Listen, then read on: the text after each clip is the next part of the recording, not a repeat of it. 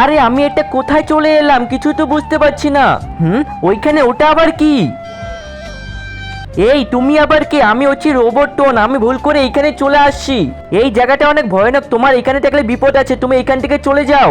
আমি এখন যেতে পারবো না, আমি এখন কি করব? তাহলে তুমি একটা কাজ করো, তুমি আমার সাথে চলো। ঠিক আছে বন্ধু। আরে সেটা আমি তো ভুলেই গেছিলাম, আমার স্কুল যেতে হবে, আমি এখন তাড়াতাড়ি করে স্কুল যাই। স্যার আমি কি ভিতরে আসবো? এই চলে আসিস তুই, ঠিক আছে জায়গায় গিয়ে বস। এই মনু, এই খেলার গাড়িটা তুই কোথায় পেয়েছিস? কোথা থেকে নিয়ে আসিস? আরে স্যার এটা তো আমি রাস্তায় পেয়েছি। আচ্ছা ঠিক আছে, ভালো করে বই পড়, এই খেলার গাড়ি দিয়ে আবার খেলতে লাগিস না, আমি পাশের ক্লাস থেকে আসতেছি। এই তুই প্রতিদিন স্কুলে কি খেলার গাড়ি নিয়ে আসিস? আরে ছোট ওটাকে ছেড়ে দে, ওটা একটা রোবট গাড়ি। আচ্ছা তাই নাকি? তাহলে আমরাও তো দেখি এই গাড়িটা কিভাবে রোবট হয়।